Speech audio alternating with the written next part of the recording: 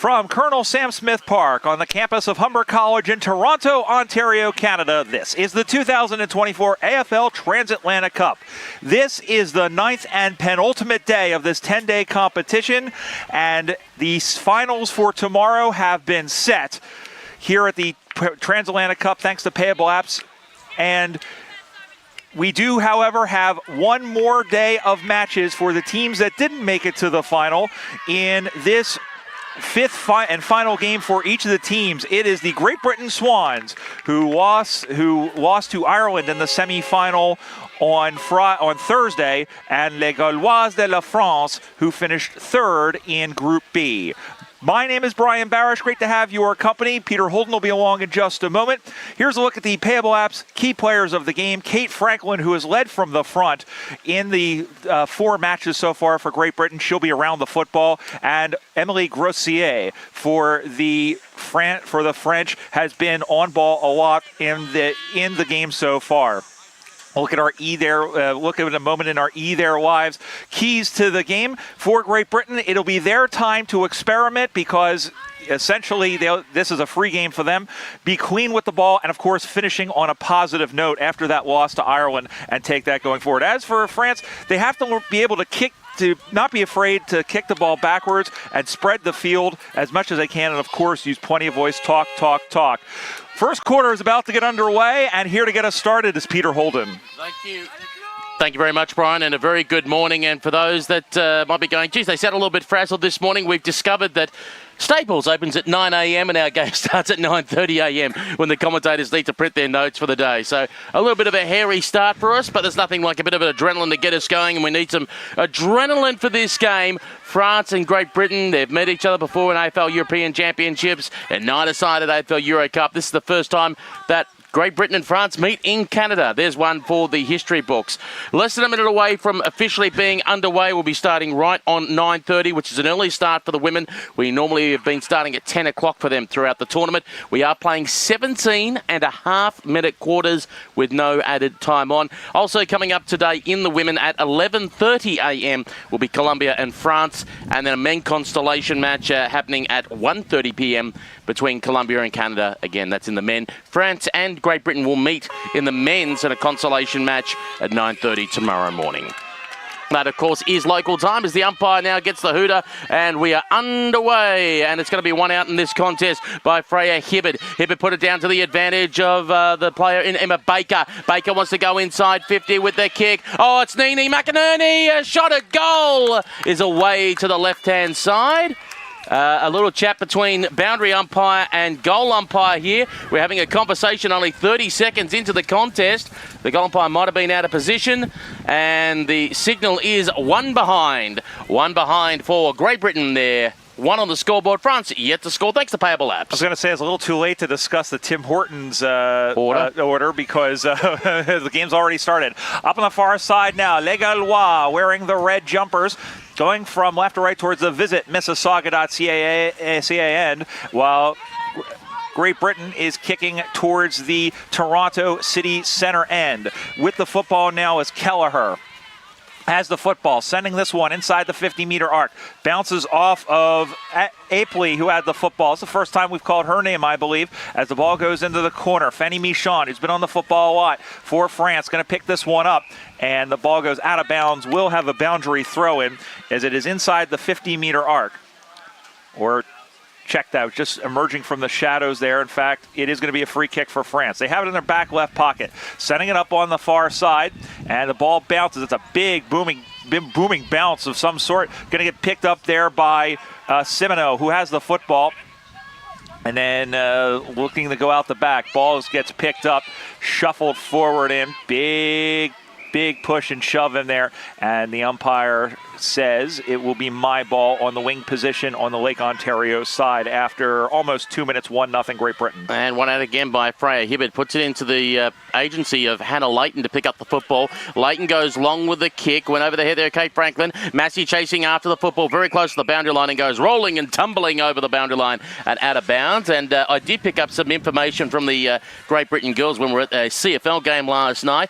A few of them will be coming to Australia. Freya Hibbard will be coming down to Sydney on August 25th to live in Sydney. And Massey that we're just talking about, Lucy Massey, she'll be playing for St Kevin's in Melbourne. Oh, that's fantastic. Great to see them get involved and maybe get a little bit more experience that they can take back to their home leagues and towns as France wins the ball. They go out through the hands of McInerney. Going and picking that one up there was Yanin, and then getting taken down without the football there, no call. And the ball is locked away, just like it was in Fort Knox, and we'll have a ball up with almost 3 minutes gone as the ball goes back in the air at McInerney, who's done great in the ruck there, going up against Clotilde Doku, who had the only goal of the game in the match back on Thursday against Colombia. Probably their best showing so far. France only losing 18-8 against a Colombian team that, has impressed and has impressed a lot. That was Del Camuna who went in after the football there and then cleared out by the Brits, going high up in the air. Bounces away now from Kirsty Martin. Martin goes after the football, picks it up. Little handball back for Miles. Miles sends this one in towards the sticks off of a French knee and then diving in after it. That was Linereau, who was taken down by Cherry Halfyard, who almost took her down with a half Nelson, oddly enough. Hibbert is in there, the aforementioned Freya Hibbert. Player gets taken down, and the umpire says that will be my ball. We'll call that about 45 meters in front. As the McDonald's bag goes flying across our commentary position, Nini McInerney going in that contest there, just bumping up the side. There's Yanin for the French, trying to lay a tackle in their Cherry half-yard. Umpire says holding the football.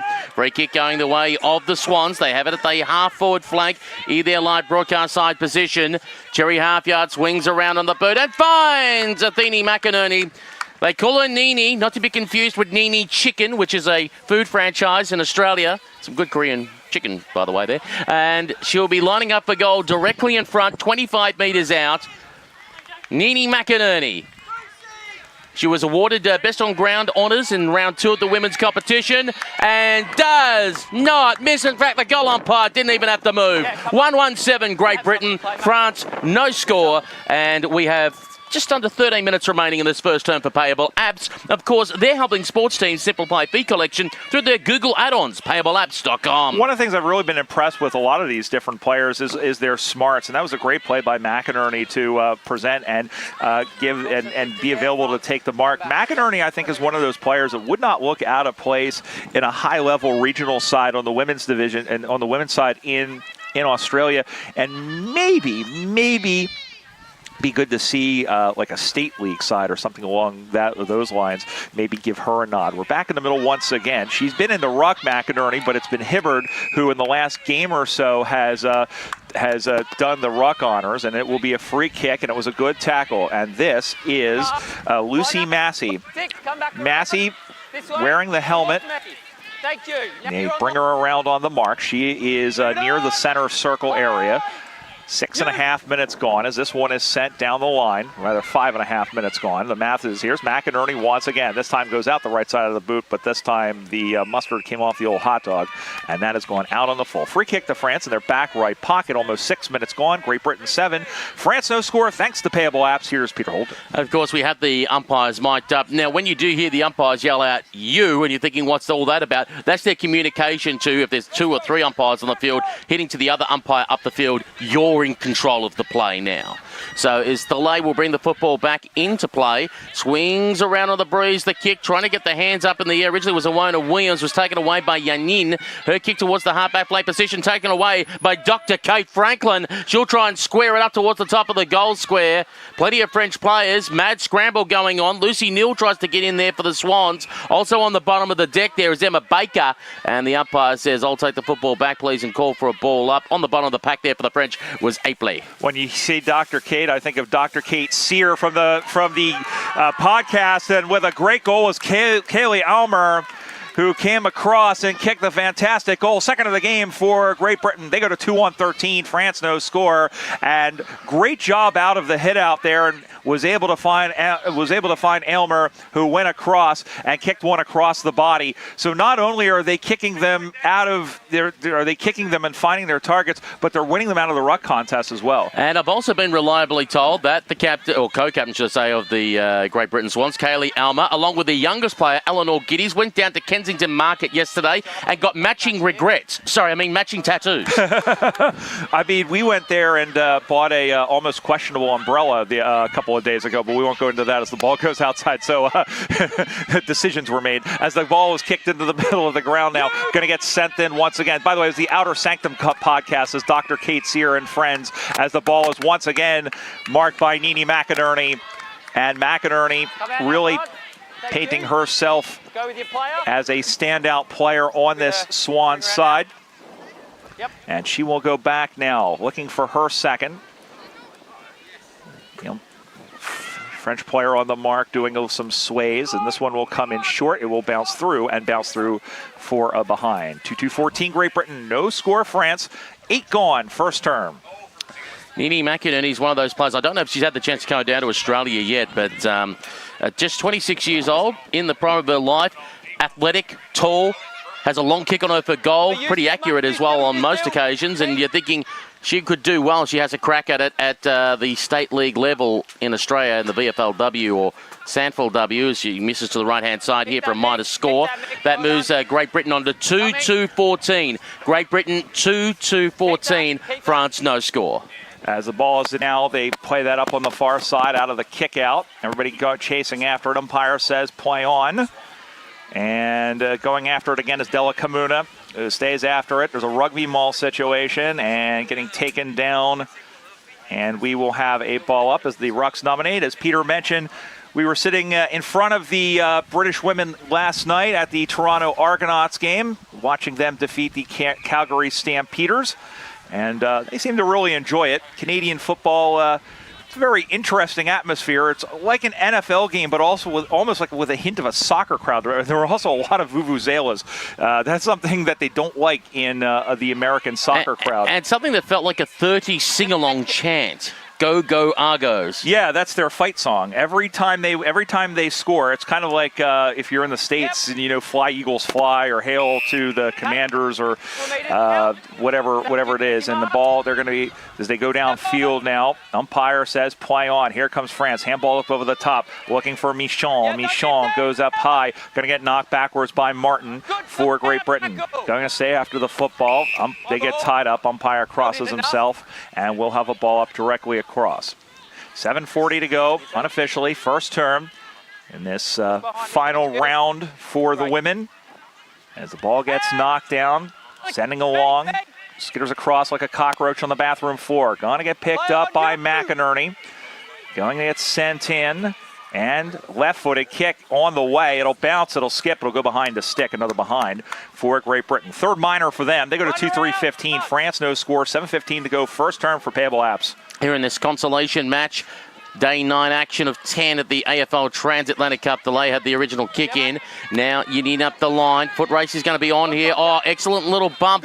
It was just enough to knock the player off the football and get to the advantage of Terry Halfyard. Halfyard went over the top, screaming for it is Lucy Newell. She gets it, does a sidestep. Newell on the angle towards goal. One bounce on the line will be... Now, was it kicked through or run through? It was kicked through in the end by Katie Murdoch.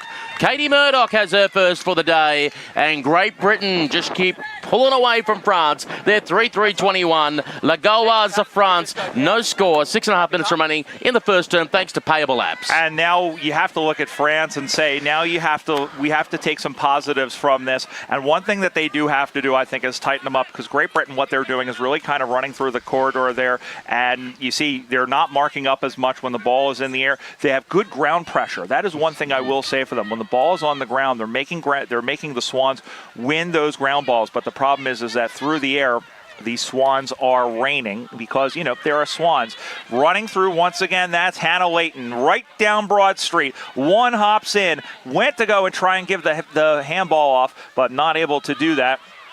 Handball up over the top. Ball goes to ground. And then falling over, one of the French players going to get picked up. Big tackle once again, or at least holding her up, is Carissa Turner. Carissa, who celebrated a birthday a couple of days ago. In fact, they celebrated it. I was trying to think of whether or not they had won on her birthday. And ball goes outside. Plays in Cardiff. for Wales, picked up by McInerney. Just got her left foot into it. It's going to roll. I don't think it was touched on the way through, was it? No, sir. A goal, another goal to McInerney. That's her second. It's Great Britain's fourth. And they go to 4-3-27. France no score. That's a contender for the Payable Apps goal of the tournament. The Payable Apps are helping sports teams simplify fee collection through their Google add-ons at payableapps.com. Of course, the French putting in a tremendous effort on the women's side in this tournament. They are struggling. I've been told like a number of their players have only literally brand new to Aussie rules football to help try and create the numbers. They just brought 26 when you can bring 28 to this tournament. But bravo for them showing up.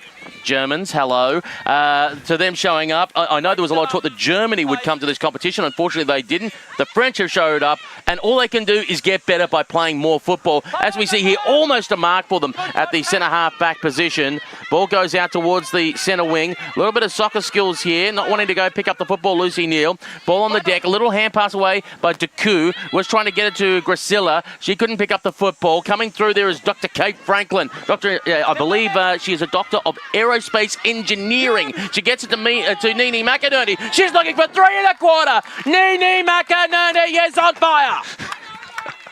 Oh, my goodness. Nini McInerney. Well, take a look right there in your screen. What a player.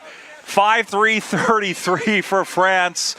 And she has been not only, I mean, that was a great play out of the middle, too, kicking the ball forward to her. And once again, she was able to find the space and kick another possible Payable Apps goal of the tournament nominee here. If we're jabbing people, can we jab the Croatians, too?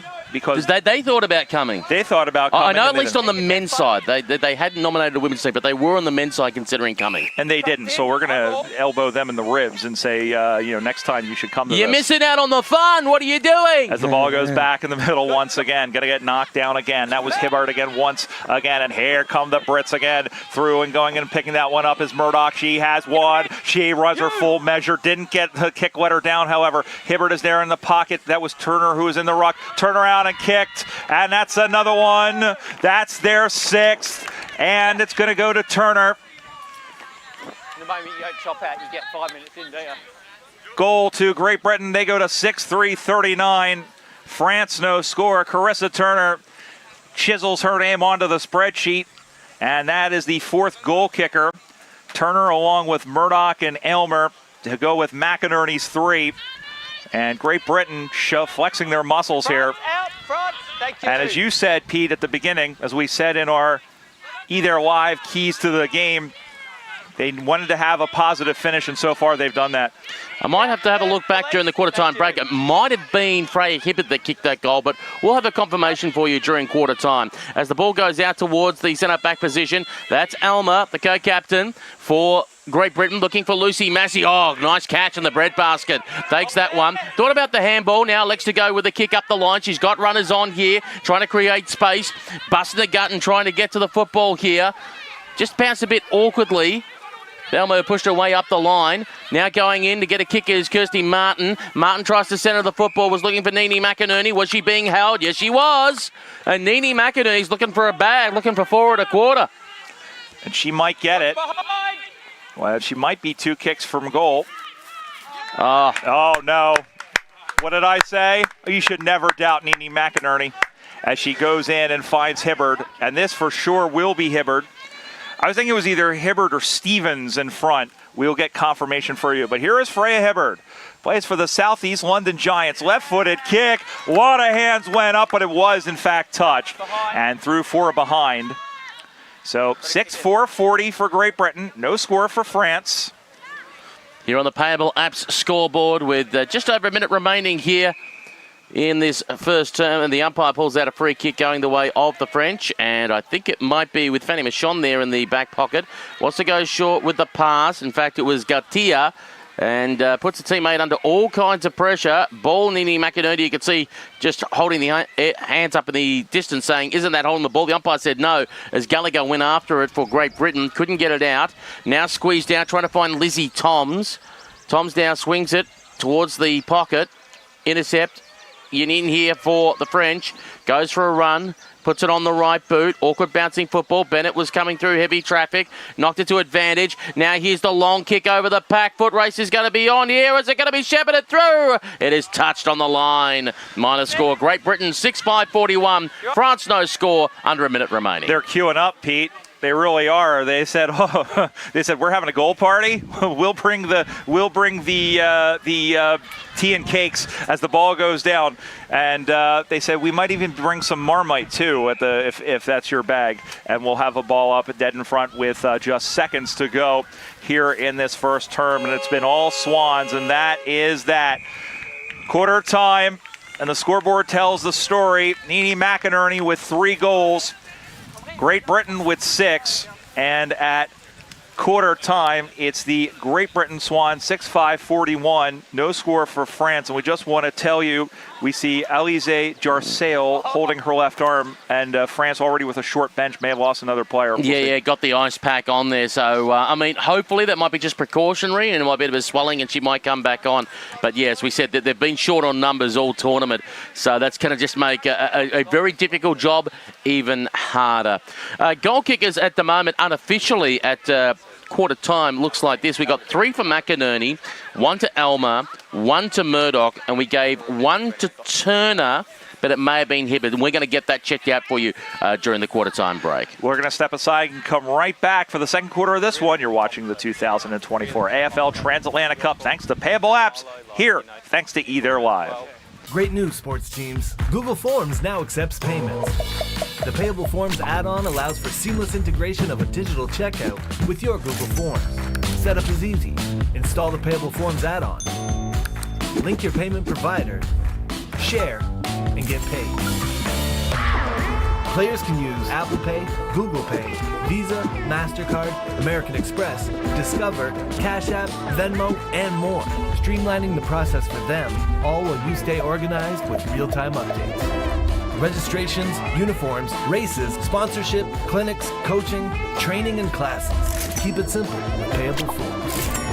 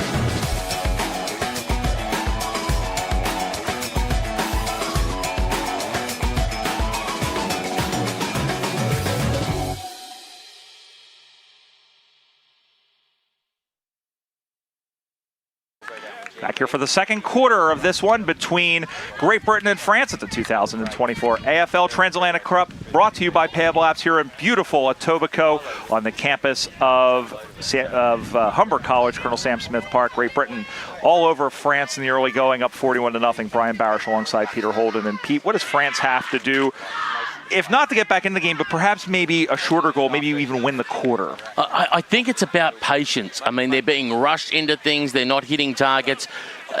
The basics of football that I have, as soon as you take a mark, a couple of things that happen. Your teammates need to be moving around you. First of all, you never kick to a teammate that is standing still. They're a sitting duck.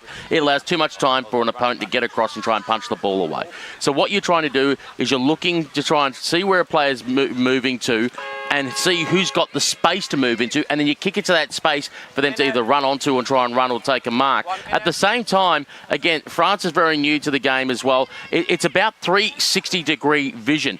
You don't always have to look directly in front of you. You're looking on a 45-degree angle. At times, once you start to get better at the game and hit your targets, even look backwards to kick, to try and come around in like a C shape, to try and go to the other side of the ground and spread your opponents out. Yeah, I think that's the biggest thing. And a lot of that, I think, is game sense. And one of the things we've talked about, Pete, is that they are not used to playing 18-a-side football, especially at this particular level. So all that's going to come. That's why a game like this is great. It is a competitive match. Obviously, both teams want to win. But you have the opportunity to learn a lot, not just from what you are doing, but from what your opponents are doing, and to try and adapt. Second quarter about to get underway. We'll hear again, once again, direct from Melbourne, Australia. It's Mr. Peter Holden. And we'll have that confirmation for you that quarter time, the goal was not to Turner with about 3 minutes to go in the first term. It was to Hibbert. Hibbert was the goal kicker with 3 minutes to go there for the Swans, so she has won. So the umpire signals a throw in this contest, and advantage going to be paid to Great Britain, and they're going to run away here. This kick only going to be by Hannah Layton. Oh, what almost a perfect pass. Drop what she should have swallowed. It popped out to Lucy Massey. Massey away to the right-hand side and a minus score. So there's Great Britain moving on to 6-6-42 for Great Britain. France yet to score. 17 minutes remaining second term. That's Matilda Tilley, who's coming in front of our commentary position just after getting looked at by the trainer, and she's been a fixture in the back line. We haven't seen her out here just yet, and that might just be to get some of these other players some of these looks. Baker's going to send this one up high, so no mark will be paid in front of Massey, who landed a little bit awkwardly behind the play, and now the ball is going to get picked up. Going through once again there was Layton, who tried to slalom through the defenders, back to half yard, through the outside of the boot, goes and bounces by Baker once again. We have a whistle, and it will be holding the player. And Massey, I believe, is still down. And I will say she landed pretty awkwardly. Feeling to her left foot. Yep. Left foot she's feeling towards. And I believe they have called time off here. So we'll keep an eye on it. That clock, by the way, is unofficial. Now, we should also mention that we've been awarding Powerwood game MVPs, but it'll be slightly different for the grand final. The grand final in both the men's and the women's will be thanks to Bloodstone Canada and Tin Shack, an Australian legend that has travelled all the way to Canada, and will be prizes courtesy of Bloodstone.ca to the best on ground in both the men's and women's grand final. Massey is coming off the ground now very gingerly, but looks like she is okay. If it was an ankle injury like we thought, and like I said, she did land pretty awkwardly in that passage. That is a good sign. So the clock will restart. We're underway again. Again, that clock is not official, so don't hold us to it as the ball gets knocked down. Up on the far side now, chasing after it is Geddes, who is, as we said, one of the two that got the matching tattoos. Ball goes up on the far side now. It'll roll, it'll skip into the hands of half yard, sending this one across the way, going up high. Franklin was watching it, bounces in front of 5 players, turning and firing on the way, and going to get picked up and cleared out there by Lacour. Lacour up on the far side, looks and stays in play, and the ball tumbles over the boundary line and out of bounds. Boundary throw in about 50 meters around.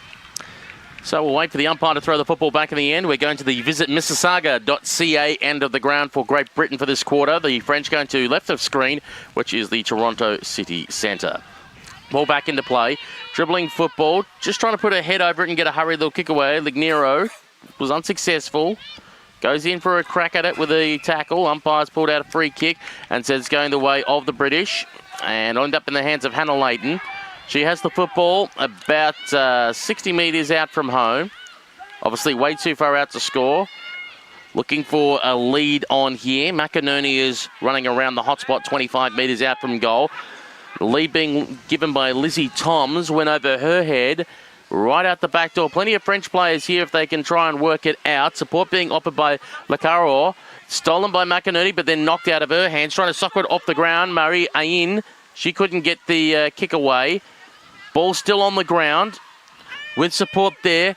Pignade. Umpire says holding infringement going the way of the French, and they'll end up with a resulting free kick going in the hand of Olaine Lecaro, who's making an international debut, plays for Bayonne, 26 years old, decides to swing around on the right boot towards the half-back flank, came off hands, Taku looking nearby, close towards the boundary line and over and out. Bump being put on by Pignade, and we'll call for a ball in. Ball in will occur about 55 meters around from the Great Britain target. There's umpire Ellen DeVries, said doing her postdoc at Yale, which is why she's over here. Of course, doing work for the New York Magpies as well. Ball goes to ground, going to get picked up by Hibbard, who's in there, and there's Della Camuna once again, or check that was Pignade, and that one is sent in high. McInerney, there she is again. She's got 3, and she will go back looking for her 4th. She has ruled that forward 50 with an iron fist. Athene McInerney has a couple of Olympians in her family, too. This one is off to the left, however, and almost through the hands there of Carissa Turner, who is looming in the forward line. She's going to get the football off the pass, off a one-step. Bang! Give that one to Carissa Turner. She now is officially on the scoreboard, and that is the 7th goal of the game for Great Britain. They go to 7-6-48. France no score with just under, we'll say, about 12 and a half to play here until halftime.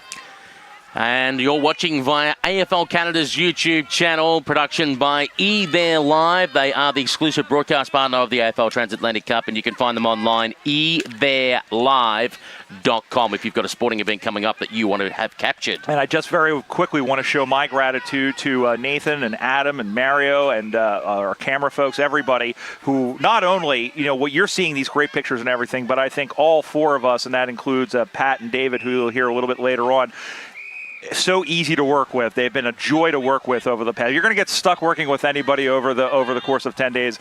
It's not getting stuck at all. They are fantastic. And Freya Hibbard with a long kick looking for the direction of turn. The ball was at her feet. She socketed it off the ground. Plenty of players pushing and shoving there. Paris tries to get in there for France. Hand pass away, stolen by Leighton. Leighton had a jumper pull but managed to get the kick away. Leighton goes inside the forward line. Just went over the head there of Emma Baker. Ball on the ground, 30 metres out from goal. Going in there, Marie Ayin. She gets caught straight away. Hurry kick out of the pack by Katie Murdoch. In fact, you think it was Stevens? I reckon it was Murdoch. It was Stevens, you think? Yep. And Stevens will have her first, and it goes to 8-6-54 Great Britain. France, no score, 11 and a half minutes to play in the second term. Yeah, definitely was Stevens who picked that up and wheeled away on the left foot and adds the 8th goal of this game. And Stevens, they've played so well, I think, in this tournament. I think a little bit underrated. I'm trying to check whether or not that's her first goal of the tournament. But and she's making they're making their international debut. They played soccer at Loughborough University, where they were introduced by fellow Swan Ali Heiner to the game of Aussie rules. And that is, in fact, their first goal of the game. So 8-6-54 for Great Britain. And but it does not show the effort of France as Pignade goes into the football there. They really are throwing themselves at the football. It's just that Great Britain is good. Free kick advantage is going to get paid. Off to the near side. Bounces in front of Baker, who goes in, shoves aside a defender there in Joanne, and then there is Doku, who has the football, and she'll get held up. We'll have a ball up. Clotilde Doku, whose brother Clement plays for the men's team, and who had a goal in the game yesterday against Colombia. In fact, had a couple, and some really good goals, by the way, in that game. A couple of Payable App's goal of the tournament contenders on the men's side by Javier Sousa. And they'll play on quickly. This is Massey. Nope. She said the mark was not set. You have to get everything has to be set before you can play on. At least the mark has to be set. And then going and playing that one on again is Massey, sending that one down. Almost a good mark taken out the back there. Going to get soccered on by Paris, I believe this is. And then going to get turned around. Tried to kick that, but there were 4 players there. Pignade dropped the football as Bennett was able to put the pressure on. Going to get picked up, holding her up again. This time it's Katie Murdoch. Umpire crosses his arms and we'll have a ball ball up with under 10 to go, about 9.5 to go in this first half. Great Britain up 54-0 thanks to Payable apps. And ball spilled out, trying to get to the contest. Katie Murdoch, who was kicked away from her, going to be trapped here. I think it's Elma now with the football, gets on the right boot, swinging around. Lucy Massey had it momentarily, dropped it right out of her hands. Ball now being shoved across Camus for France, trying to get in there at the half-forward flank. Umpire's going to blow a whistle and call for a ball up. So Massey, who came off earlier when we feared an ankle injury, is back on the ground. Either that or it's one of her different personalities, because if you read on Instagram, she claims she has 20 different personalities. So this is personality number 17 that I think that's come out. Now that's Massey. It's got the hand pass out there. Hurried shot on goal by Great Britain is away to the right-hand side and will go out of bounds on the full. And that is around 2 to 3 metres around from that right-hand point post at the Visit Mississauga.ca end of the ground. With hundreds of must-see experiences, plenty of gorgeous scenery, world-class eats and events, Mississauga is yours to explore. And home to Streetsville, which is a lovely place to walk around. A lot of really good restaurants in there. My wife and I have been there a couple of times, and that's gone sailing out on the full in Christopher Cross style. So an unforced error.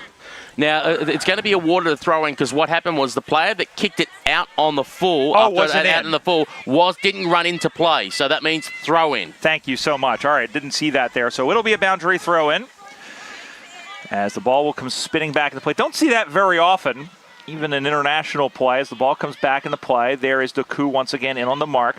Big tackle put in there as the ball bounces free, and then getting stepped over there was Michon. And it will be a free kick to Great Britain, and it will go now to Kate Murdoch, who has a goal to her name already. She's 2 kicks from goal, you would think, and I don't know if that was intentional or not. I don't think it was. It sprays out into the pocket, going after it now, and then going and picking that one up, France, and now we have a whistle, and I think this is going to get paid all the way back. The umpire is running in, and in fact, I think this is going to come all the way back. I'm not sure what that was, but it's a free kick. And looks like Susanna Kelleher, or check that, that's 51, that's Lucy Newell, who has the football. So Newell will set up and get set to send this one in from 40 meters out. It's going to be close. In fact, it's going to go across the face. Going to stay in play now. And just staying with it, going for the handball, just got it away. Looking again there, and for Massey who's over the football. So is Doku, and it's going to be a shove in the back given away by Lucy Massey. And it'll be a free kick to France. We'll try and shake the old Etch-a-Sketch and draw up something new. Let's see what they do here. We'll go with a kick towards the halfback flank broadcast side. Had it momentarily with Susan Gallagher, but like Snoop Dogg, she dropped it like it's hot. Ball popped out, and everyone's going to jump on top of the football. Umpire's going to call for a ball up. And I think on the bottom of the deck there for the French, it might have been Lignoro. And the umpire takes the football back and throws it high in the air again. A bit of a ruck contest. Ruck infringement against the French, I think. And it will go the way of Freya Hibbard against Margot Paris. So in the hands now of Freya Hibbard. Pleasure to chat to her at that CFL game last night. Said she'll be going to Sydney on August 25th. And she'll be looking for a club to play for, and maybe even might consider coming down to Melbourne, she hinted. But definitely going to Sydney. Yanin took the resulting mark there in defence for the French. Her kick was long, trying to find Clotilde Decoux up against the boundary line. Hurry kick along the ground. Oop, the little soccer skills to Paris. Bounced off her ankle, and she couldn't control it. Umpire's blown a whistle, says in the back, free kick going the way of Katie Murdoch, given away by Margot Paris. So Katie Murdoch will have the football 50 metres out from goal, and she's on a 45-degree angle, certainly too far out to score. Now, this is where Great Britain, you've got to work on their game. Instead of just bombing away here, they've got to consider opening up space. As much as this mark has worked out, it's about practicing skills for the future going forward. They've got to work on having a lead to the pocket and be able to hit the player on the chest instead of going to a contested situation where most of the times have been sent back. But on this occasion, Alex Stevens will have a shot for their second goal of the game. Stevens, 45-degree angle, probably kicking from, looks like 15 metres out. Shouldn't, in theory, have trouble. Left foot up and squeezes it in. Alex Stevens, they have 2. And Great Britain move to 9-6-60. France yet to score with 5 minutes remaining here on the Payable app scoreboard. Yeah, and well, that didn't look pretty coming off the boot. It looked like a wounded duck, but even wounded ducks find their nest, Pete. And Stevens having a pretty good game here so far. As you mentioned, they now have 2 as we come back in the middle once again. And yeah, the Swans, yeah, that's one thing. It's like, okay, yeah, that worked, but you're right. This is a game, and the same thing for France. I mean, look, Again, these games don't mean really. I mean, they have no effect on the overall outcome of this tournament because we do have the grand finals happening tomorrow. Again, Ireland and the USA on both the men and the women, but this is a game where it is a competitive match, especially. I mean, listen, Great Britain and France, they are pretty close to each other, and they could get an 18-a-side game if they wanted to, aside from the European Championships. But at this particular stage, as that was a contest there between Leighton and Leandra Camus, and the umpire said there was no prior opportunity, so away we go again as this one is going to get taken down, going to get pushed forward once again, going and picking that one up and looking in, and then picked off by Pinade. Pinade bootlegs around, two Swans collided into each other, allowing Pinade an extra couple of steps, going back to get it, and crumbing there is Hibbard. Hibbard's going to go all the way back off of 1 foot there, going to get sent down in the middle of the ground, going up and almost taking the mark there. I was going to say that was Tom's, but now I'm second guessing myself as the ball gets knocked up. Newell's going to move this one forward, looking for McInerney, and McInerney, I believe, is too far out to score, and she will set up from about 50 meters out. McInerney has Massey on in the pocket. Doesn't go for that lead, tries to square it up, looking for the taller target. Came off hands. Massey goes to lay the tackle on that occasion on the Caror. Close towards the goal line here. Will it be conceded through for a point? It will be. Rush behind. So Great Britain go to 9-7, 61. France, no score. 3 minutes remaining here in the second term. And this is for those watching Aussie Rules for the first time. If you're a defender under pressure, you can rush it through the goals. And if you do rush it through the goals, it's not like conceding a goal in soccer being an own goal. It will only register as the one behind. It's almost similar to the single rule in CFL football. And we saw one of those, a rouge, as they say. And I saw a rouge. And also, as Pat McNeil pointed out, I saw a rouge that made it a 1-0 game as Athene McInerney, who is not letting anything through that 50-meter arc, sends this one on its way. It's going to die short, knocked down and kept in front. Going and chasing this after it. McInerney's going to get it back, or check that. That isn't. Is going all the way back. Big swing, no ding. Just got a lace to it there, and then getting taken down and holding her up was Leighton. In fact, she went a little bit too high, and it'll be a free kick to Les Gauloises, who will come out to the near side, but not effective there. Picked up by Isabella Marino, sending this one across the face. Great Britain's got to tidy up some of these kicks, I think. And here is Decoux, who bootlegs around. 2 minutes to play here in this first half, or thereabouts. That clock is unofficial, of course, as the ball gets picked off by Great Britain. Sending this one up high. Who wants it? Everybody. Who's got it? The player in the contest. And the mark taken there by Leighton. And Hannah Leighton will go back. I think she may be 2 kicks from goal, but she, by the time she kicks it, will be from about 40 meters out. So again, now a little bit of leads here. This is a little bit better from Great Britain, but what they need to do is maybe swing the play over here to Marino. Instead, they send this one on its way, and this one is knocked down in front. Massey had it. Della Comuna is in there, but she got held off the football, and the ball should go to Emma Della Comuna with $1:15 to go in the first half. So let's see if the French can get it from one end of the ground to the other. As I said, it's a small little win for them, but if they can do that, it's a positive step forward in their Aussie Rules journey. The kick, though, dropped by Decoux.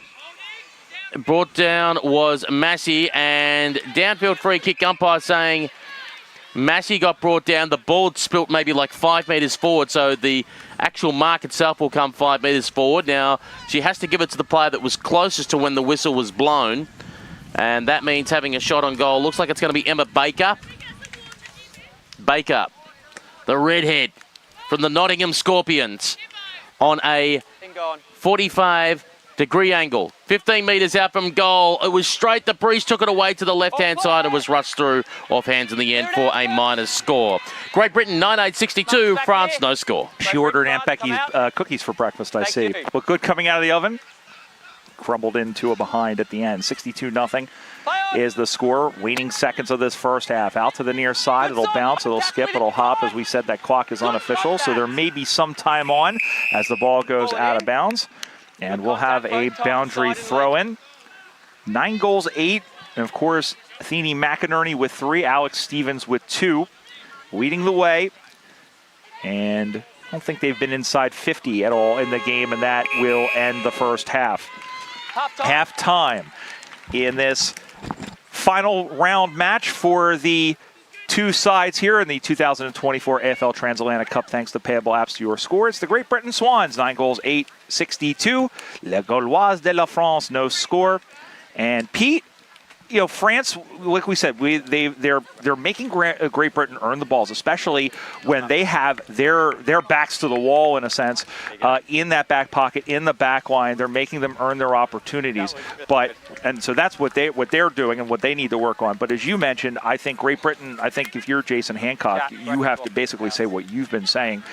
They need to be a little bit smarter with their kicks, and they have to be better with them, because I think they are the fundamental part is letting them down a little bit. Yeah, if they're going to get over Ireland in the future, I mean, Ireland, again, with that Gaelic background and the smartness of moving the ball around, looking sideways, looking for those options, what Great Britain are doing, again, they do have a couple of taller targets, and sometimes it will stick.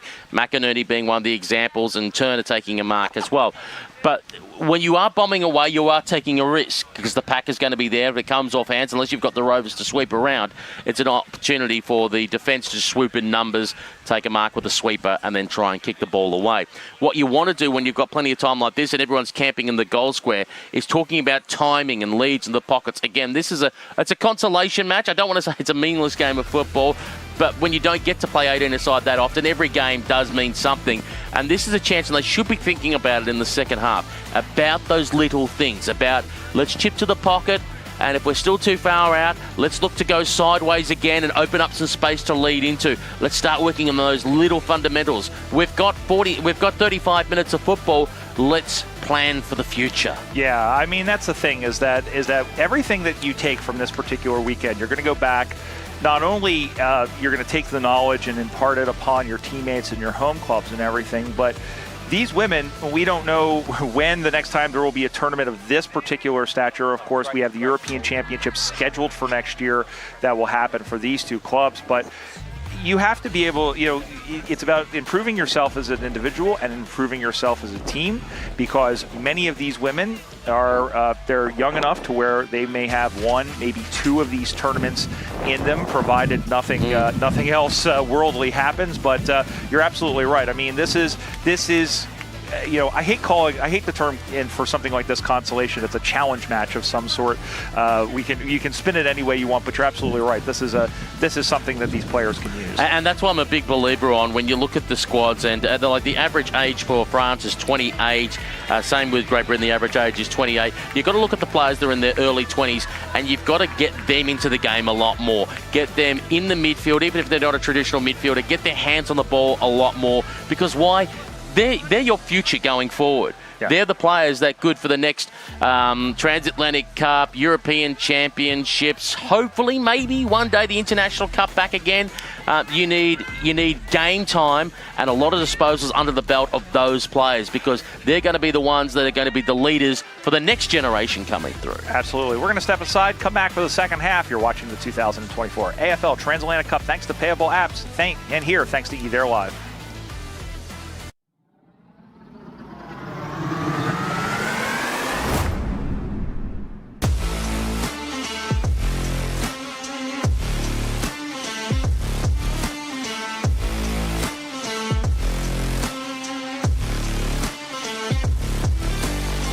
AFL has huge potential, not only in Colombia, but also Latin America. And Orica is really excited to be part of that story. Los lazos humanos entre Colombia y Australia son de una importancia altísima. Para ambos países el deporte es algo muy importante en la vida. Tenemos las culturas muy similares en este sentido, con los valores de equidad de género, de participación. En la cancha todos somos iguales. Mi vida siempre se basó en el tema del deporte, porque el deporte a mí me salvó de todo aspecto posible, que normalmente en la juventud no. El tema de alcohol, de vicios y demás, llegó a mi vida fue el deporte. En el 2019 tuve un accidente de tránsito donde las oportunidades de volver a tocar una cancha eran nulas. Aún los médicos me dicen, tú cero deporte, cero correr, jugar, saltar, deportes de contacto. Siento que mi familia en esa parte forma un pilar importantísimo. Mi mamá estuvo conmigo y me cuidó como nadie lo hizo, porque era la que tenía y se aguantaba la de mamá, no quiero a nadie en este momento. AFL Colombia has the potential to have long-lasting impacts in the communities. Entonces, Alejandro, Oscar y Stefania, we chose these players as the future leaders because they showed throughout the selection process and throughout their time in the organisation that they are future leaders and they are really focused on developing others. O sea, la idea es crecer aún más, estar en un nivel alto para así poder llegar y enseñarle a todos a mis compañeros. Para mí la beca es una oportunidad enorme, una oportunidad que no se le presenta a cualquiera, una oportunidad que ya tenía mi nombre destinado en ello. Voy a vivir siempre agradecida con este deporte porque me dio una luz, porque yo vivía mi vida después del accidente, vivía mi vida, pero no era feliz. Cuando conocí el deporte y empecé a jugar de nuevo, y vida está de testigo, mi vida cambió. That's a culmination of a lot of work for a lot of people. A heap of people have contributed to this, and it's great to see them living out their dreams, and you know, we're all very excited for them, and it's going to be great.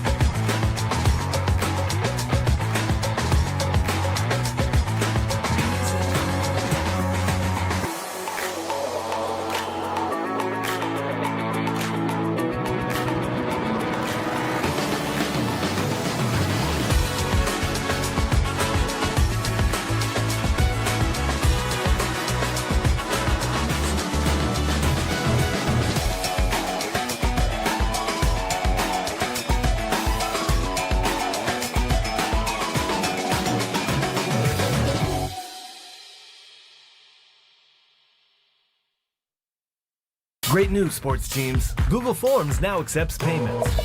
The Payable Forms add-on allows for seamless integration of a digital checkout with your Google Forms. Setup is easy. Install the Payable Forms add-on. Link your payment provider, share, and get paid. Players can use Apple Pay, Google Pay, Visa, MasterCard, American Express, Discover, Cash App, Venmo, and more, streamlining the process for them, all while you stay organized with real-time updates. Registrations, uniforms, races, sponsorship, clinics, coaching, training, and classes. Keep it simple with Payable Forms. Aussie Rules the World podcast is a podcast dedicated to bringing our listeners information from international Aussie rules, from news, reports, reviews, and interviews from people dedicated to building Aussie rules internationally. During the Transatlantic Cup, World Footy Shorts will be bringing you daily updates from what's happened from the games and around the event. And this is Aussie Rules the World podcast.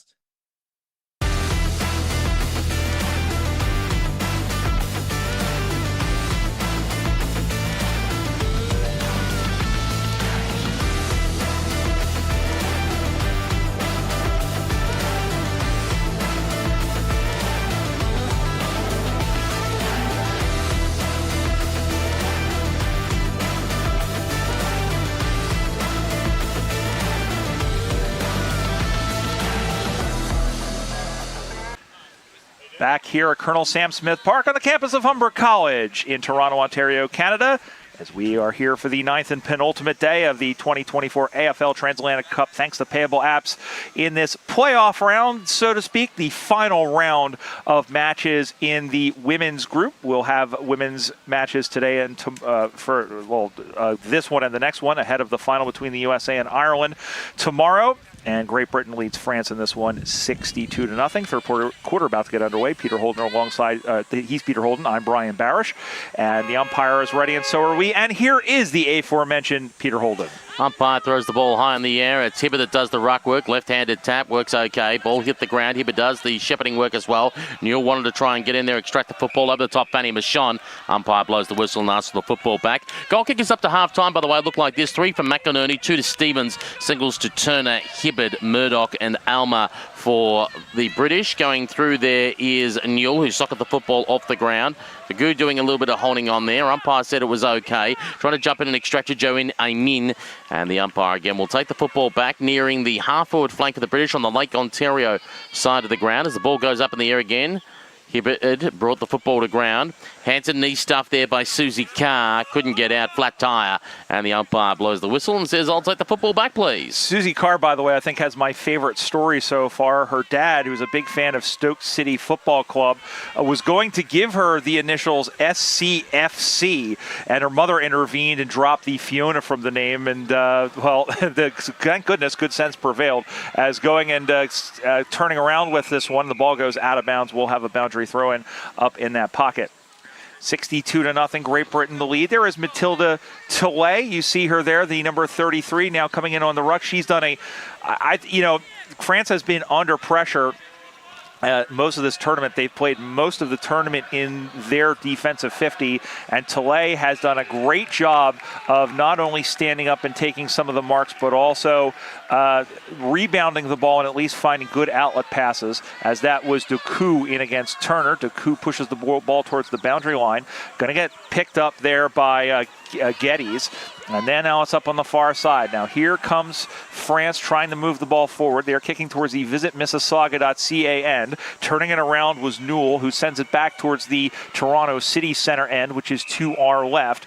And the ball is down. A couple of players down mushroom farming. Umpire says give it to me, and we'll try and relieve the pressure up on that far side. Credit to Fanny Michon there for France, was the one who managed to drive it up the line. Now taken back by Susie Carr here for the British, only to be intercepted. Michon wants to get involved again. McInerney puts on a bump. Joanne Amin goes to the ground. Umpire blows the whistle and says she copped it in the back and will get a resulting free kick. Joanne Amin, twin sister of Marie, played in the 2022 AFL European Championships and the 2023 and 2024 AFL Anzac Cups. Ball now in the hands of the British. Here's the kick.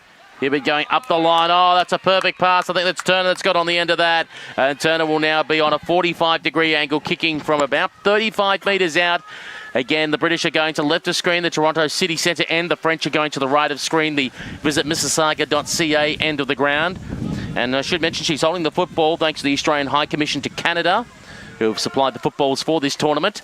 The kick on the right. She was very confident. As soon as the left of boot, she punched the air. And Turner has got 2. And Great Britain go to 10-8, 68.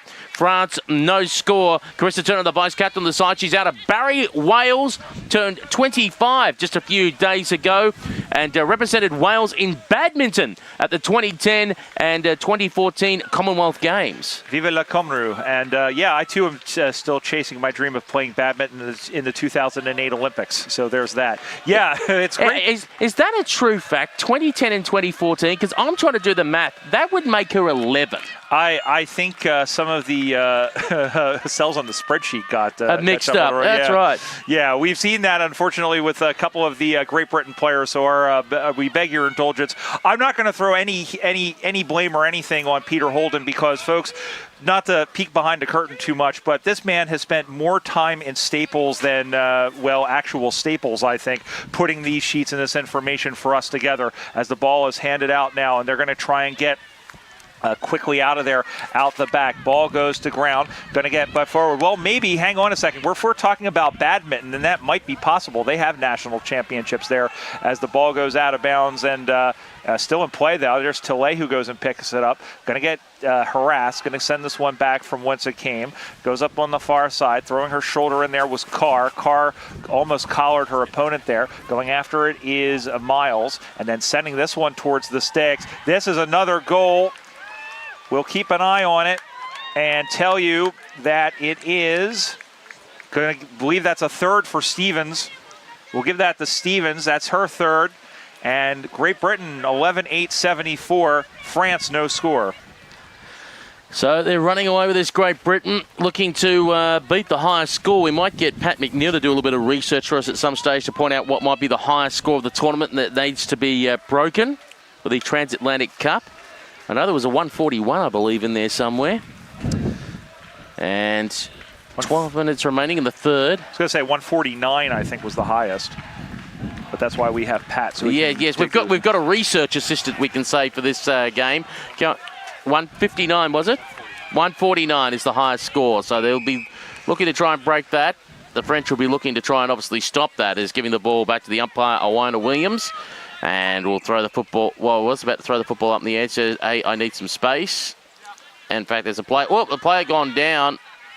Now, she's all of a sudden feeling her head. I hope this is not a concussion, because she was starting time off at the moment, because what happens, the player was starting to wobble back a bit. The umpire went, "Are you okay?"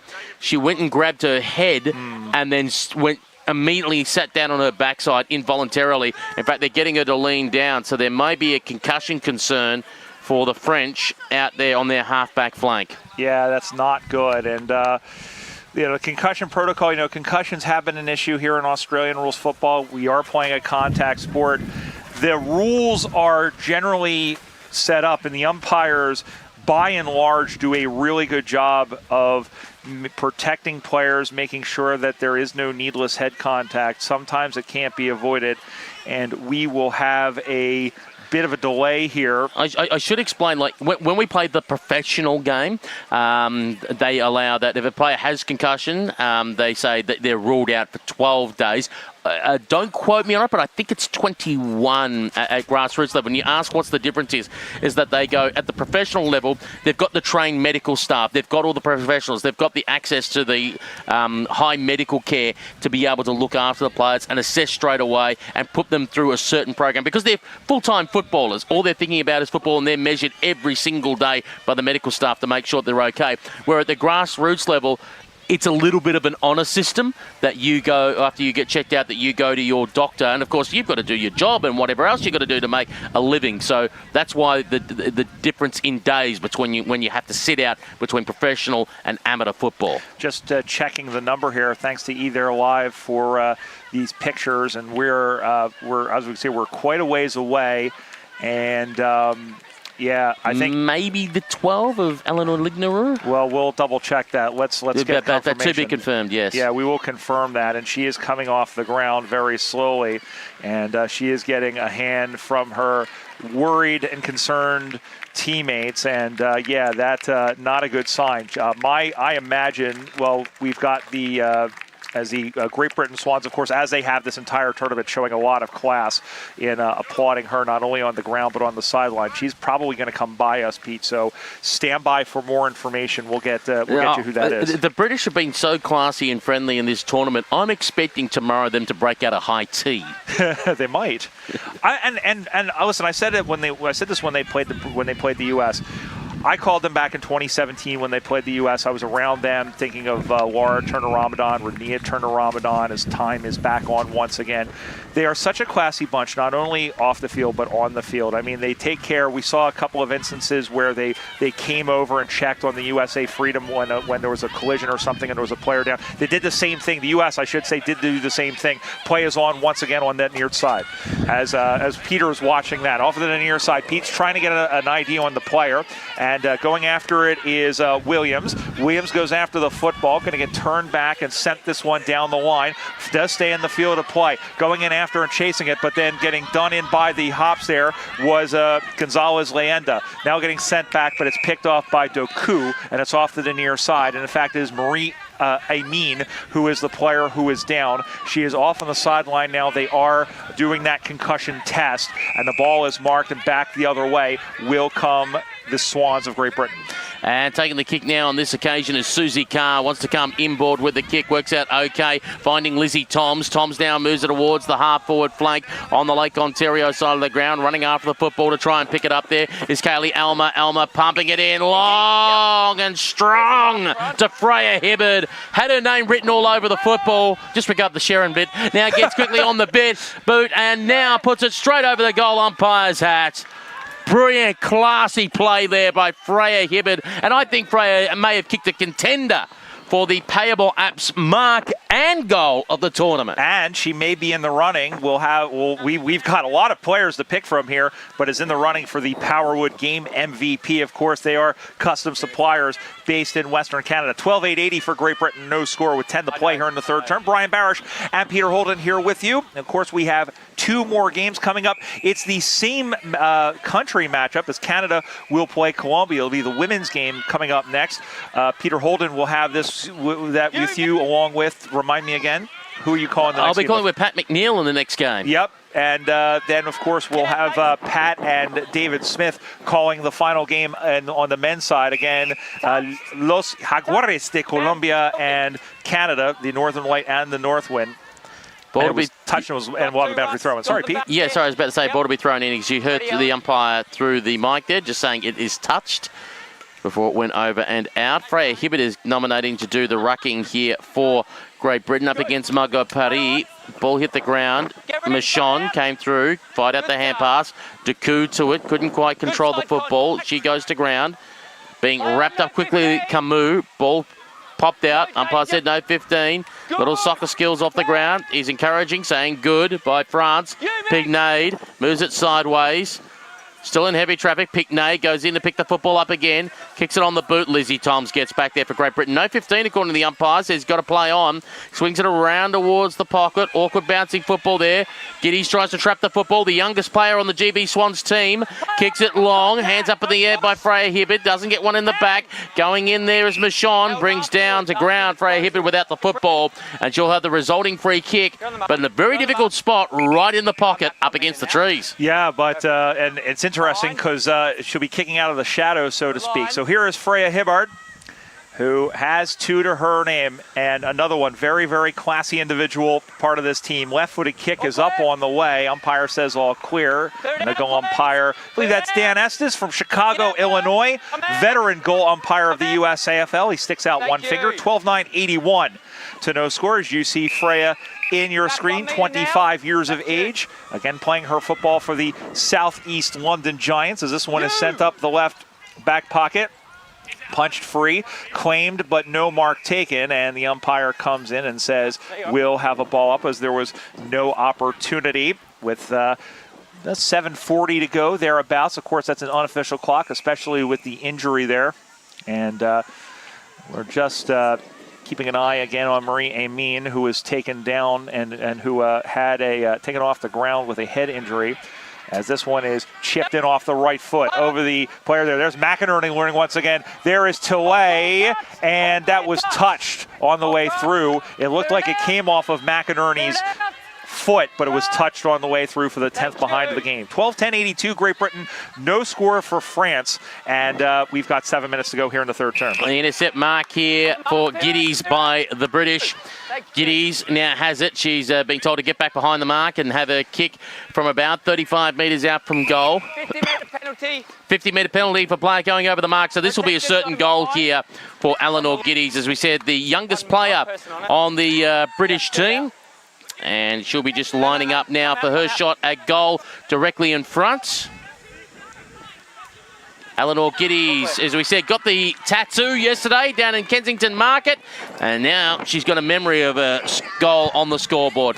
13-10-88 for Great Britain. France, no score. 6.5 minutes remaining in the third term, and Eleanor Giddies actually acts as a gym instructor and a sports assistant at the University of Edinburgh. So she is Scottish. She plays for the Edinburgh Bloods, and she's played in the 21, 22, and 23 AFL Euro Cups for the Scottish Sirens. I was going to say, just for the Scottish Sirens, they play, the home countries play as their own sides.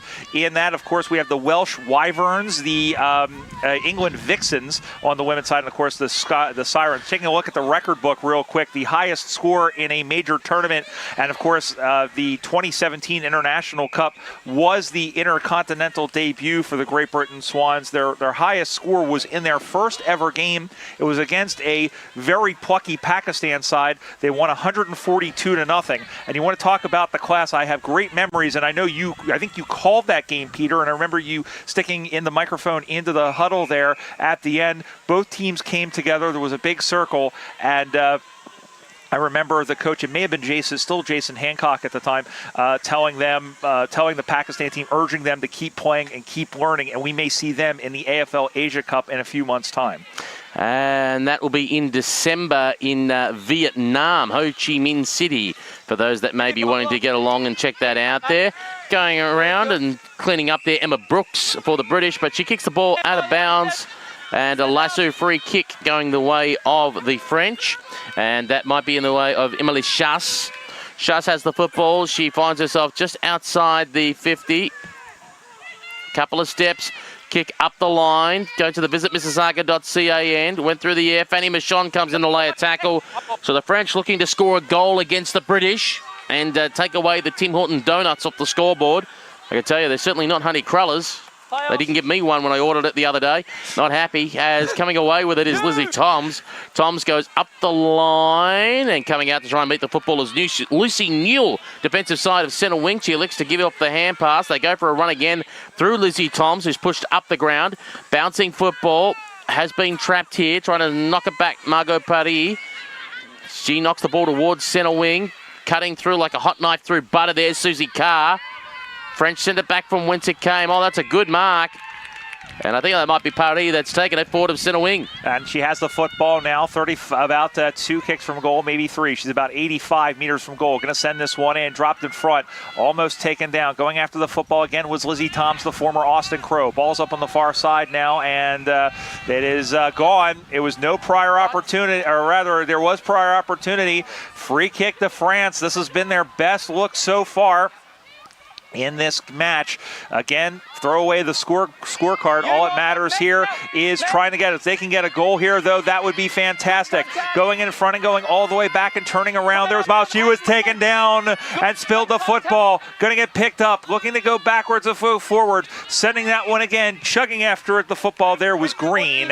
And we will have a free kick as she was taken down without the football. Give that to the number 40 in Lily Miles. And they call her that because if you lined up all her freckles, they'd go for Miles. Thank you. Steady on, Pete, as the ball goes on the far side. Oh, my goodness. I do love calling with Peter Holden. I think we've called about 40 games together, and it's always a fun time as Hibbert is in there now as the ball goes off of her hands. Handballs it around. They handball around, but first there was a throw. And it will be a free kick to France. They're getting the opportunities now, and here is Jean Amin, who has the football. And Amin kicks the ball right up the line. Over several sets of hands there, getting out the back was Yanin. Couldn't control the football, has to go back for a second crack at it. Coming in to lay a tackle on that occasion, Gonzalez Allende for Great Britain. She goes for another crack at it. Lizzie Toms is there as well. Also Dula Kamuna. And the umpire says, I'll take the football back and call for a ball in. Rucking this time, Freya Hibbert nominating for Great Britain. Remember, rucks must nominate before the contest, before a throw in or a ball up. Dela Kamuna for the French wins out on that occasion. They try to go for the soccer skills off the ground, courtesy of Marino there for Great Britain. Goes up towards centre wing position. Hurry, kick on the boot now. Going towards centre half forward. Coming out to meet it, Alex Stevens. Ball got away from her, from them rather. Stevens locks it up and the umpire says, I'll take the football back for a ball up. Nominating rucks again, Hibbard and Dela Kamuna. Hibbard wins it on this occasion, left-handed tap. Ball on the ground. Gallagher wanted to get in there for Great Britain. French football out towards the wing on the Lake Ontario side of the ground. Play almost got hit in the face with a football, but she managed to trap it and hand pass it quickly to Simoneau. Simoneau weaves through traffic. The kick through the hands there of Lily Miles. Freckles goes back and gets it. Put it on the right boot. Tries to get around the corner. Oh, nice little trap there. Taken by Susan Gallagher. Right in front of what you were calling Lake Holden yesterday. But I can assure you today, it is completely like my love life. Dried up and non-existent. We were going back and forth between Lake Holden and Lake Ontario 2 Electric Boogaloo as the ball comes in once again. As the ball goes down the ground. I'm sorry, I shouldn't be laughing at that. That's funny. My love life is worth laughing at. You know what? Sometimes you have to laugh at yourself. Here is Linnero, who has the football now. In the left half, back flank it. Flank it? Oh, goodness, Brian. It's been 9 days. 30 seconds ago here in the third term, and it will be a downfield free kick. In fact, it will be a 50-meter penalty because they are giving it back to Linnaru. She's going to move quick, fast, and in a hurry because she has about 20 seconds to go. Remember, that clock is unofficial. And she has the ball on the left wing and waiting for some players to make leads. Everybody remaining stationary. And I think both teams need to work on that when they get home. Hibbert has the football and the siren goes. Three-quarter time here in this playoff round match, the final game for both of these teams. Here at the 2024 AFL Transatlantic Cup, thanks to Payable Apps, the score. The Great Britain Swans 13-10, 88, and France 3 Timbits, 0-0-0 across the board. Yeah, I think it's about working on the skills now, and I would love for both of us to go in the huddle and just tell them, you guys need to like spread out a little bit and swing the ball around and be a little bit more efficient with your passes. Well, I can tell you one thing, that the French can take a positive out of it. That they did manage to move the ball a couple of times up the wing to get it inside their forward 50 at the visitmississauga.ca end of the ground. They had been struggling to do that in the first half, so they are starting to find a way to link up. So there's positives there. The issue is now just trying to be smarter when they get inside their 50, being patient, trying to hit their targets. A bit like how we talked about how the British have to try and lead to the pocket and be empty. The French need to learn the same lessons as well. So it's all about little wins for the French at the moment, and they did achieve that by being able to link up, going to the other end of the ground. Let's hope that they can finish it off and kick a goal or two. For Great Britain at the moment, maybe they need to step up the pace a bit. The scoring has slowed down since the first quarter. Yeah, absolutely, and that's the key thing, is that it's about taking those little things and moving forward. As we've talked about, it's a constant theme, and I think Canada and Colombia in both the men's and the women's matches coming up are going to need to take the same lessons. We're going to step aside and come right back for the fourth and final quarter for this one. You're watching the 2021 AFL Transatlantic Cup live from Toronto and presented by Payable Apps.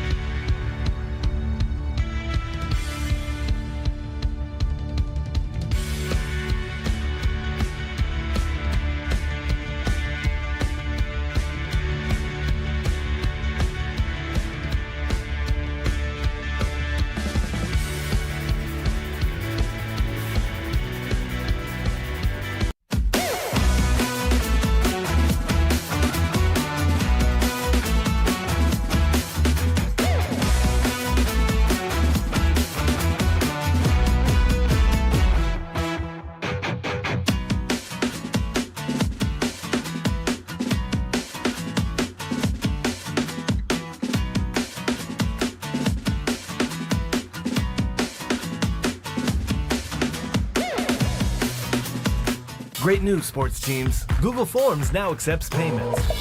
The Payable Forms add-on allows for seamless integration of a digital checkout with your Google Forms. Setup is easy. Install the Payable Forms add-on. Link your payment provider. Share and get paid. Players can use Apple Pay, Google Pay, Visa, MasterCard, American Express, Discover, Cash App, Venmo, and more, streamlining the process for them, all while you stay organized with real-time updates. Registrations, uniforms, races, sponsorship, clinics, coaching, training, and classes. Keep it simple with Payable Forms. Back here at Humber College, Colonel Sam Smith Park in Toronto, Ontario, Canada. 2024 AFL Transatlantic Cup presented by Payable Apps. This is the fourth and final quarter of the fifth and final game for these two teams. Great Britain on the sunny side of an 88-0 lead. Umpire is ready and so are we. And here to get us started in the fourth quarter once again, Peter Holden. Umpire throws the football up in the air and away we go again. Freya Hibbert wins the ruck contest on that occasion. Put immediately into the ground is Cherry Half-Yard. Umpire blows the whistle and says, I'll take the football back, please, for another ball up. So a reset play once again. Once again, it's one out by Freya Hibbert. Knocked it forward. Cherry Half-Yard there. Lizzie Toms as well. Couldn't pick up the football. Immediately caught with it is Yanin for the French. And the umpire will take the football back. Marie Yanin actually plays for the Bali Geckos. She's actually based out of Bali, Indonesia. 30 years old. Also plays a bit of rugby on the side. Now kicks the football out towards the wing position on the ETHER Live broadcast side. Now Nini McInerney towards the half-forward flank position with a kick. It's a bouncing football. Trying to weave the way through there is Stevens. Alex Stevens on the left boot. Kicks it towards the centre-forward position. Baker nearly got falconed. Coming through there is Thalay. Ball squeezed out there for Pari. Pari now moves the football about 20 metres forward. Umpire says high contact. And it will be a free kick going the way of the British. And it's going to end up in the hands of the number 50, Mel Gonzalez Leyenda, who is making her international debut out of the Nottingham Scorpions. Also plays netball and Gaelic football. Kicks towards the top of the goal square and will be taken out by the French once again. And they swing it round towards the half-back flank position. Plenty of numbers here, but getting run down from behind was Vilma. Free kick for Great Britain. And once again, Gonzalez Leyenda earns the free kick. Player down for Great Britain behind the play, but slow to get up is Lizzie Toms, who is okay. And in fact, that one was given as a high contact. We looked like it was a good tackle, but it wasn't. You mentioned the Bali Geckos. We have another player who plays in Asia on this French side. That's Tilley, who plays for the Cambodia Eagles, as this one is chipped in up over the top. Going after it is Franklin, and Dr. Kate throws her shoulder into it, but she is muscled off the football by Paris, and then getting taken down there by Baker, who got taken down by Linero up on the far side now. And the ball goes over the boundary line and out of bounds with 15 and a half to play in the ball game. And this, as we've mentioned, the first of 3 games we'll have today. We have women's action between Colombia and Canada. Canadian Northern Lights losing to the USA on a last-second behind by Amanda Bowe, 14-13. Canada still smarting after that, but you know what? They have a really good attitude. They know that they put everything out there on the field. They're playing a Colombian team which has won a lot of hearts, and they're selling a lot of Merc. I'll tell you what. There's everybody selling their, they got the polos getting sold. They have the jumpers that are being sold. And their men will play against the Canada Northwind in the nightcap a little bit later on today. Turning this one again is Half-Yard, who will go in, and it is marked in front. And a good job there once again by Alex Stevens. Stevens, who has 3 this morning, runs inside the 45, sends this one down. Bounced out. Good Shepard put in there as the ball gets knocked down. And it was a great Shepard put in there by LeCour as the ball comes all the way back out. Almost getting to pick that one up once again. Going after the football and going back, and France will try to clear. Ricochets off in front. Martin almost had it end up in her lap. She ends up handing the ball back. They go all the way back to Leighton, who sends this one into the pocket. Off the hands there is Newell. Newell was collared, and she's going to get the free kick from that as Ines Apley was in there a little bit high, and so Newell will have the free kick about, we'll call that 20 meters out. And Newell decides to square up the football. Just came off hands there. Tried to get a hurried little boot away. LeCour didn't work out. Mad scramble to try and get it out there. Michon got brought down, but somehow managed to get the kick away. Joanne Amin tries to knock it forward. Getting in there as well is Pignade. She can't get the football out. Waiting for it on the outside is Newell for it to come to her. She has to go and get it because it just fell short. She's wrapped up by the Karoa, and the umpire says, I'll take the football back, please. And I'll call for a ball up 40 metres out from the Great Britain goal. They're going to the visitmississauga.ca into the ground. Hibbert taps it in front of herself, got the football back, went with a hand pass over the top, looking for Turner. Turner lost control of it, gave it to Stevens. Stevens, hurried little snap, still hasn't got across the line. Somehow kept in here by the British. Hurried across to Freya Hibbert. She stabbed at it.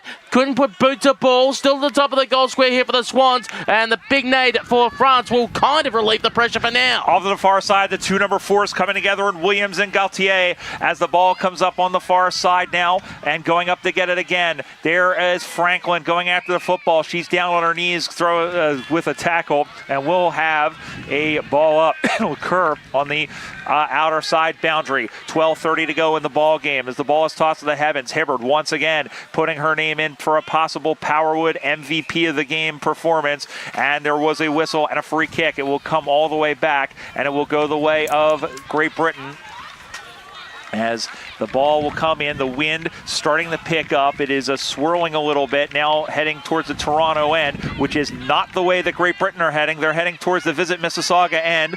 There is going to get picked up Newell, but out the back as taking that one down to the one hop in. A good job there by Le Gaillard. And then here off of one step is Lucy Newell. It's touched in front, going to get knocked down. Baker in front to Turner, and Turner had it stopped in front as it comes all the way out. I thought that was closer than it was. Boy, that angle makes a difference. Doku will have to get out of jail and hurry, and sold her teammate up the crib. Big bump put in there. Ooh, that could have been dangerous, as getting taken down was Brooks, and the ball is tied in there. Going after it is Pinade, who came in over the back. Umpire says, give that to me, and we'll have a ball up with about 11:15 to go in the ball game. Great Britain still leading 88-0 thanks to Payable Apps. Yeah, the French have really started to put a bit of a wheel clamp at the moment on Great Britain, so that's to their credit, as everyone wants to jump on there. Trying to get in there once again is Lacaor. Can't get the football out here for the French. Now the ball squeezes out. Joanne Amin goes after it. Stevens wants to get in there as well. Just trying to jump in there as well. Pignade for the French. Ball on the ground. Now quickly taking it out here. Eleanor Giddy. She gets immediately brought to ground. And the umpire blows the whistle, says a resulting free kick. And it will go the way of the French. 30 metres out from their defensive goal. Excellent little tackle laid on. Just calling for the football short here is Yanin if they want to go to her. Will they come broadcast side? No, they go to the Lake Ontario side of the ground. That's an okay kick, and it hits the chest there of Lignior. Lignior has the football in the right half and the right back pocket. Runs up to the right half flank. Now sends this one up the right wing. Funny how that all works. Going to two-hop in. Sending this one back from whence it came, are the Swans. Nice mark by Baker. Baker has the football now. Emma Baker sending this one into the middle. Carr went up high. Couldn't bring it down, however. Going to get handballed out, waiting out the back, swallowing through everybody and sending this one on as Franklin. It tails off to the right, had Turner in front, and it's going to be out on the full as Tilley just trying to get it the heck out of there. Unfortunately for her, the corner slash round of the boundary line was looming. And so it'll be a free kick, and you can give this to Stevens. They have 3 goals, tied with the McInerney 3, which was scored in the first quarter. McInerney has been quiet, although we haven't seen her up in the forward line, so they might be resting her. Here's Stevens going around the corner with the left foot, drifts out in front. Turner went up high to try and get to it, but it's handballed out the back. France trying to release. Trying to pick that one up is Vilma, who gets it up into the middle. Now Vilma once again will get it again. Handballs for Paris, and Paris will try and release. And she does so to get towards the centre-half back position. Now centre-half forward for the British. Trying to get in there and just falling over as Lucy Niels took out her opponent. Lucy Miles, pardon me. As the ball now goes there, Freya Hibbert got knocked off the football. Going back in there to pick it up and kick it is Katie Murdoch. Murdoch puts it inside forward 50. They can't quite trap the football. It's Dr. Kate Franklin. Spins around on a sixpence. Kate Franklin directly in front. Puts it through. And Great Britain put another on the scoreboard. For Kate Franklin, that's her first of the game. Normally a half-back player, but they put her forward in this tournament. And on the Payable Apps scoreboard, helping sports teams simplify fee collection through their Google add-ons, payableapps.com. Great Britain 14-10-94 to France, no score. I might make a little correction. Remember when I talked about Krista Turner earlier and I said, is that right that she played in the 2010 and 2014 Commonwealth Games badminton? That's correct. I incorrectly put her down as 25 on August 6th. She turned 35. And you know what? That makes sense because she told me, thanks for making me 10 years younger. Now that it was her who said that. While you're at it, could you put me down as being 33 instead of 40? Dude, I apologise. I went to Broadmeadows High School where it had a sign on the school principal's door, please knock before break and enter. The ball is marked, and it's marked by Franklin once again, and she shows that she has a nose for a goal as she sends this one from 45 meters out, bounces in front of Turner. She'll get a second opportunity off the handball, but we have a whistle. And this one, we'll see where this came from. It is going to be a free kick to the French, because what technically happened was when Turner went to mark the ball and she couldn't hang on to it, it came out of both hands. It was technically a throw to her teammate. That is absolutely correct. Deku has the football now, but here comes Hibbert. Will pick that one up. Deku is there, immediately throws her down with a half Nelson. Ball will get picked up. Newell off of one step, sends this one across the face. 3 players waiting, none of them had it. Staying with the football and pushing through is Baker, and now again is Stevens, and mad dash in front of the goal square, but the umpire said that it has crossed the line, and it is through for a behind. That's the 11th minor score for the Swans to go with 14 goals. That's 95 points. France no score, 6:43 to go in the ball game. As we wait for the ball to come back into play, delay. Now moves across to the Lake Ontario side of the ground. Through the hands there, Pignate, who couldn't quite hang on to the football. Umpire blows the whistle and says holding the ball against the French, and it will be a Great Britain free kick. And I think it might end up in the hands of Katie Murdoch. She finds herself 55 metres out from goal. Umpire just says, get back behind the mark. In fact, gives it off to a teammate. And now receiving, going for a run here. Kaylee Elmore, the co-captain, goes long towards the goal square. Oh, Franklin had it momentarily. Went back, got it again. Franklin ducked ahead, gave a smart little hand pass off. And it's a Barry Crocker for Owana Williams. Right off the side of the boot. In fact, didn't score Stephen Kernahan style. Out of bounds on the full near the right-hand point post. And Williams, who has been really around the front a lot in this tournament for Great Britain. And has done has picked a little bit unlucky there. The wind blowing to the right, it seems, but they'll get another chance as here is Cherry Halfyard, who is about 7 of her own name from the goal. Sends this one on a low driving kick, but 3 red jumpers are there. Long handball. Good job of harassing the ball by the forward there. Again, that was Halfyard throwing this one in. She almost got the ball back. Again, throwing her shoulder in there was Brooks and getting taken down, but without any prior opportunity. We'll have a ball up as we come to the 5-minute mark. Great Britain will finish this tournament with a record of 3 wins and 2 losses as the ball stays in play. Ball held up and then getting dragged backwards. They, of course, fell to the United States, fell to Ireland, wins over Colombia and Canada, and unless something absolutely cosmic happens here, they will pick up their 3rd win, and that is a victory for them to leave with a winning record. As sending that one again, that was Toms who found Leighton. Leighton sending this one in, running through is Iona Williams, and Williams sends this one goalward, but it's across the face. Stevens was right there just in case, but didn't have long enough arms. 14-12-96, Great Britain, no score for France, 4 1/4 to go in this 4th and final term.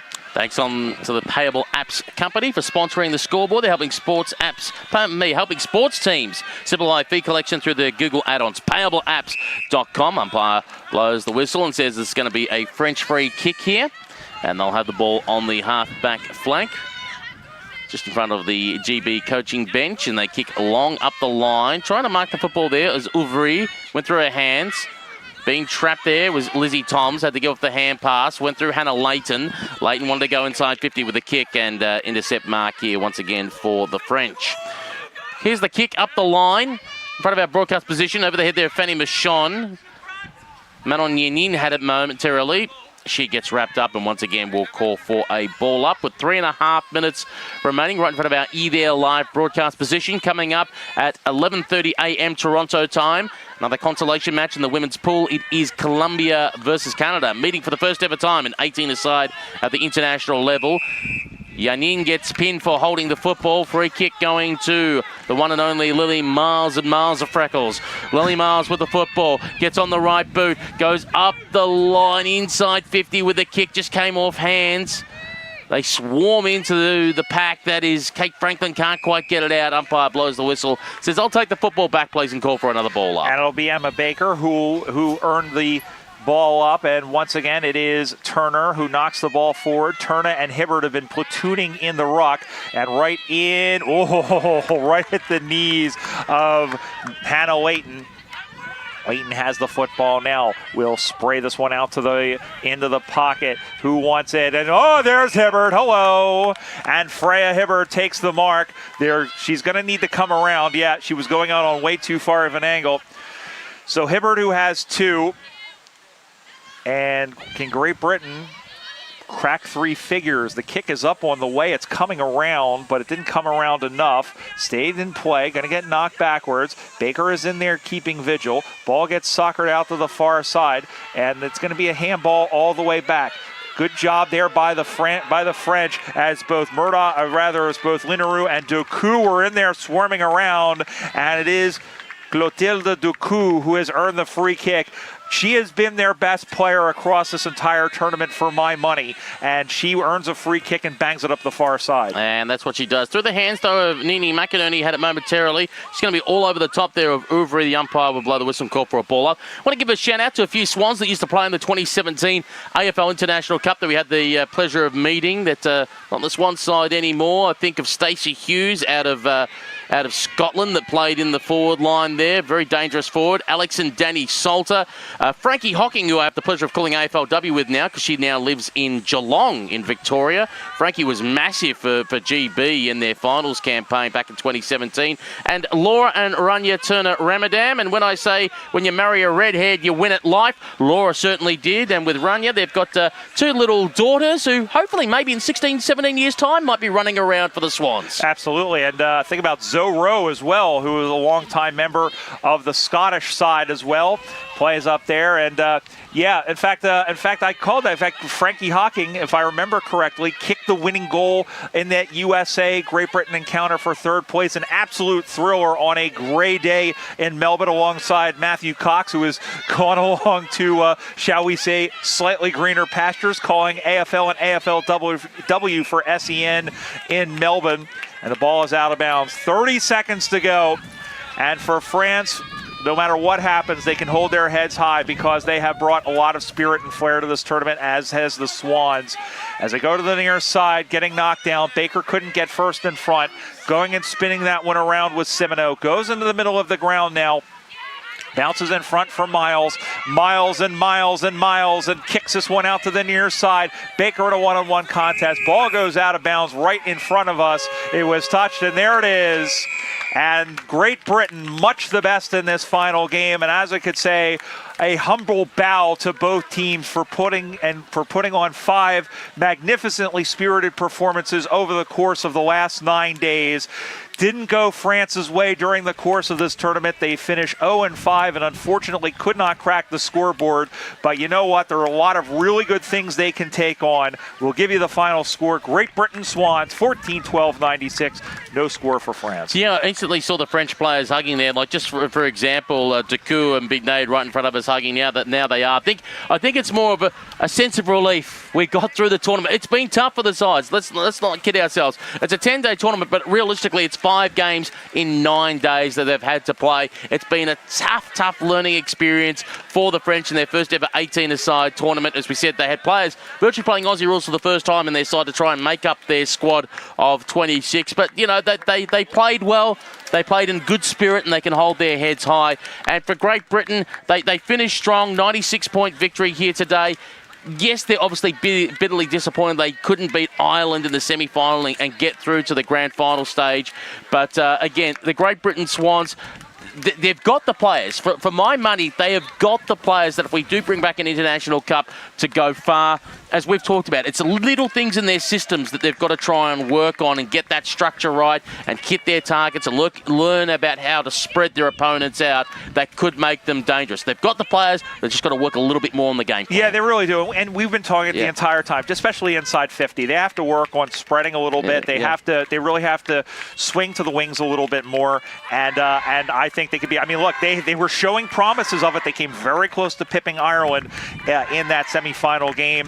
So let's see what they can take into the future. Well, let's have a look at the side, our Powerwood MVP, which I'll leave in your capable hands. The goal kickers at full time. It's 3 each to Stevens and McInerney, 2 each to Turner and the very good Freya Hibbard, and singles to Franklin, Murdoch, Giddies and Alma. And let's give away our Powerwood Game MVP, Custom Cedar Supplies done right. They are cedar suppliers based in Western Canada. And I have to give it to Freya Hibbard. I think she has played a massive tournament. I think really dominated in the ruck today. And, of course, kicked 2 goals. And I think she's one to watch for the future. You mentioned she's heading down to Sydney. She's moving to Sydney in a couple of weeks' time. Maybe she hones her skills a little bit more. That Sydney League is a very, very good league. Don't sell anything else about that league. They will play really well. We're going to listen in very quickly to the song on our way out here.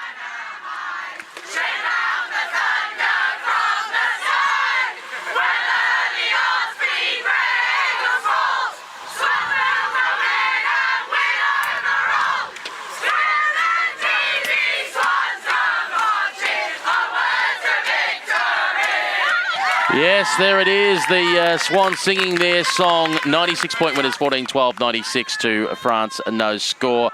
And Brian, before I let you sign off, it has been a privilege calling alongside you on the women's side. I know you'll be with me again for the grand final. It's as we said, we've enjoyed watching Great Britain. We've enjoyed watching France in the tournament. And all we can hope, I know we've given a little bit of a kick to the Germans and the Croatians and maybe the Swedes and the Danish and whatever not sending their sides. Hopefully this Transatlantic Cup format, the ideal is to get back to the International Cup, but if we don't, if this is what's in the meantime being played, let's hope that we have more of these European nations come across. And as we said, there's little embers in Peru and Chile. Maybe something happens in South America after they've seen and inspired by the Colombians, and something more can grow and we have more teams back involved, especially on the women's side of the game in international Aussie rules football. Yeah, I was just going to say, Pete, and hopefully we have folks who have seen what was happened here who might be able to prefer that. We're gonna wrap up here. We've got another great game here in the 2024 AFL Transatlantic Cup. For Peter Holden and everybody else, we thank you, and it's goodbye for now.